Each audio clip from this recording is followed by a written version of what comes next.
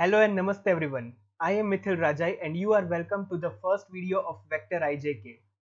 Please don't forget to subscribe and share if you like the content on this channel. Also पहली try है, so any suggestions or any queries will be warmly entertained. Let's learn.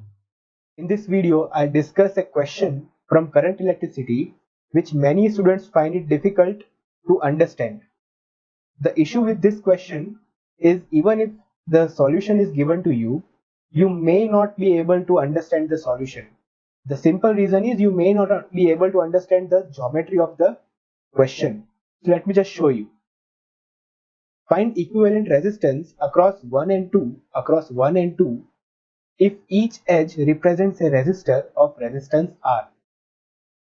So here the question asks, asks you to find equivalent resistance across 1 and 2 if the circuit is given like this. Let me just show you the circuit in 3D. This is what the circuit looks like in 3D. Okay, 1, 2, 3 and 4, 5, 6, 7 and 8. There are 8 points and you have to find equivalent resistance between 1 and 2.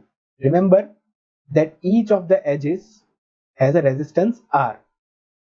So if you want to find equivalent between 1 and 2, to understand the symmetricity, what I'll do is I'll write 1 here, I'll write 1 and I'll write 2. Now I'll check which of the points are symmetrical about 1 and 2. This is the solution that you'll see in many of the books, but how to understand the symmetricity, I'll teach you.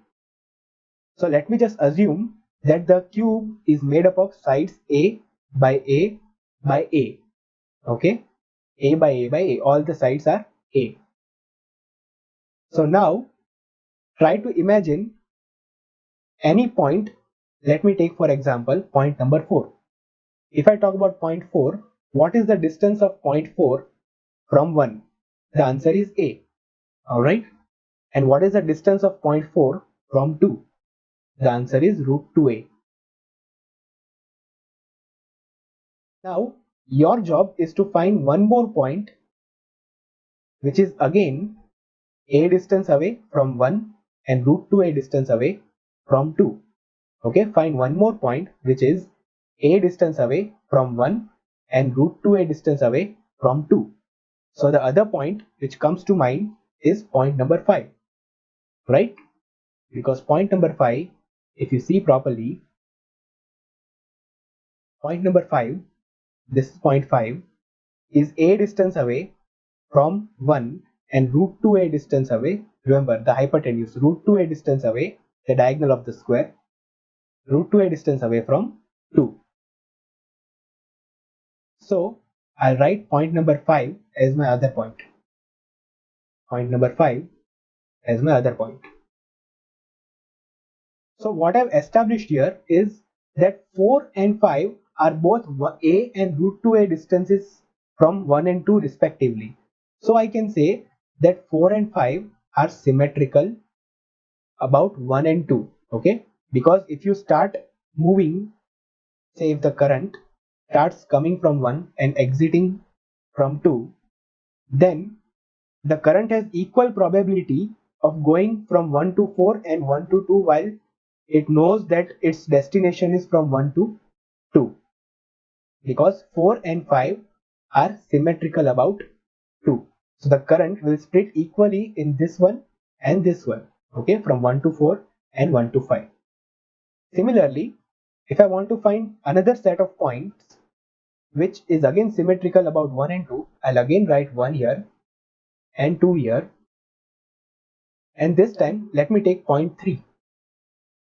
If I take point 3, then distance of point 3 from 1, distance of point 3 from 1 is root 2 into A, and distance of 3 from 2 is A.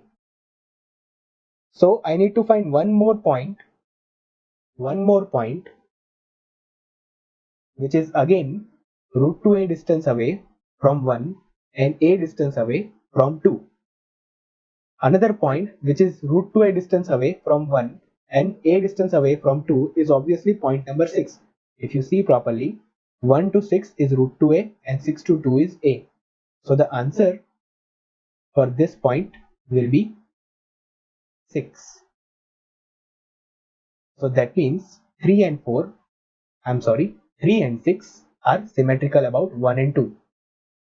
So from this, since I have established that 4 and 5 are symmetrical about 1 and 2, and similarly it goes for 3 and 6, I can go on and write that 4 and 5 are equipotential.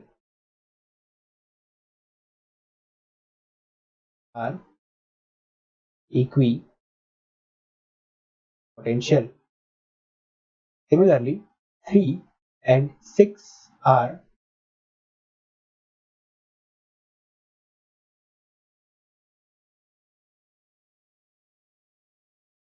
potential. Why are they equipotential? Again, the same reason. Say if current I comes from 1, I goes into 1, then I will also come back from 2. Now in this scenario, since 4 and 5 are symmetrical, equal current will be split into these two branches. Okay, say if I1 goes here, then I1 also goes here. So if potential of 1 is say V1, then potential of 4 will be V1 minus I1 into R. And similarly, potential of 5 will also be V1 minus I1 into R. So that means potential of 4 and 5 are equal. Similarly, potential of 3 and 6 will also be equal by same logic. So since we have established this, let's move on and let's see what further we can do about this question. Now, 4 and 5 being equipotential can be assumed to be just one point, one single point, right? So what I'll do is I'll try to reconfigure this image in a way that 4 and 5 points will overlap.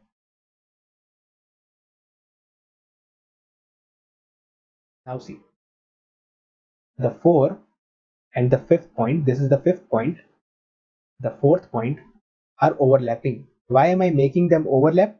It is because they are equipotential. So what do I mean by equipotential? I mean that if I have to draw a resistance, if I have to draw a circuit, then if I draw a resistor between 1 and 4 and the other resistor between 1 and 5, then they both are actually parallel because I can connect the point 4 and point 5.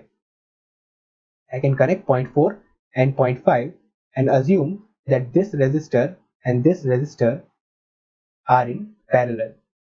Similarly, I can say resistor between 8 and 5 and 8 and 4 will also be in parallel. Let me just draw the circuit again in 2D.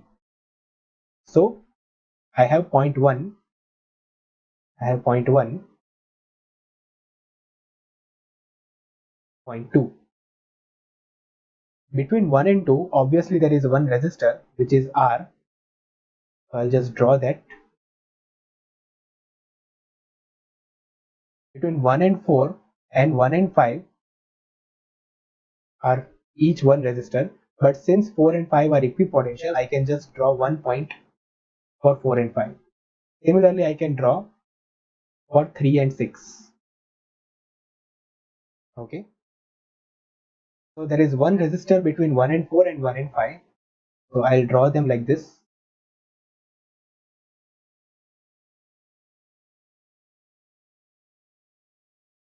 Now there is one resistor between 4 and 8 and one resistor between 5 and 8. 4 and 8 and 5 and 8. So if I draw them, again they both will be in parallel.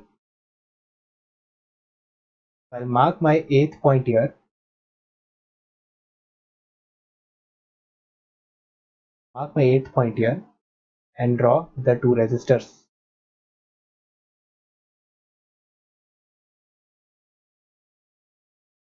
Again, if I do the same thing between 2 and 3 and 2 and 6, 2 and 3 and 2 and 6, they look like this.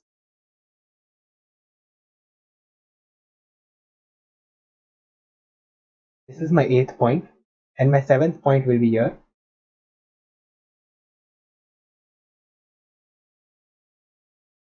are the two resistors between 3 and 7, 3 and 7, and 7 and 6. There is one resistor between 8 and 7.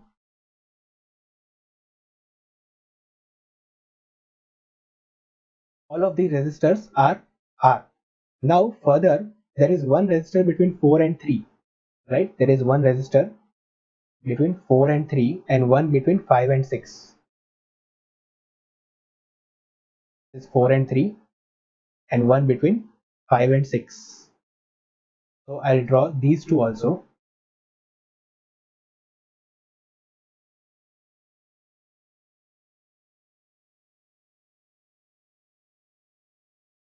They both also will be in parallel. So now I have to find resistance between 1 and 2. 1 and 2. And I'll keep simplifying this circuit to get to the result. So let's see. All the resistors are R. So between 4, 5 and 3, 6, that is between 0.4 and 3, these two resistors and this R are in series. Okay. If this is R and this is R, then these two will make R by 2. Right? Because they are in parallel. These two will also make R by 2. And this is R. All the three resistors are in series. That means R by 2 plus R by 2 will give you 2R. So what you can do is you can erase all these and replace all of them with just one resistor R, 2R.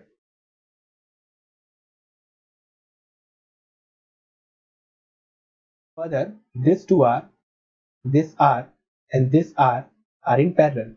Now this R and this R will make R by 2 because they are in parallel. So this 2R and R by 2 are in parallel. Resultant of 2R and R by 2 can be found out using the formula R1 R2 by R1 plus R2. So what do you get? You get 2R into R by 2 by 2R plus R by 2. So this will be 2R by 5.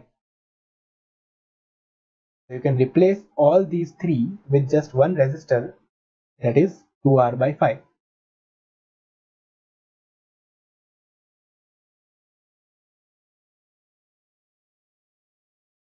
R by 5. Now again doing the same thing for the lower circuit. This is R and this is R, so these both will make R by 2. These both will make R by 2. R by 2 and R by 2 and 2R by 5 are in series. So just the addition of these three will give you R by 2 plus R by 2, that is R, and R plus 2R by 5. R plus 2R by 5 will give you 7R by 5. So you can replace all these resistors, that are these 5 resistors, with just one single resistor of 7R by 5. So I'll just go ahead and do that. I'll erase all of these and also erase these calculations since they are no longer needed. And I'll just put one resistor, that is 7R by 5. So now 7R by 5 and R are in parallel. So the equivalent of 7R by 5 and R in parallel is again using the same formula, 7R by 5 into R upon 7R by 5 plus R. Right? So from this you will get 7R by 12.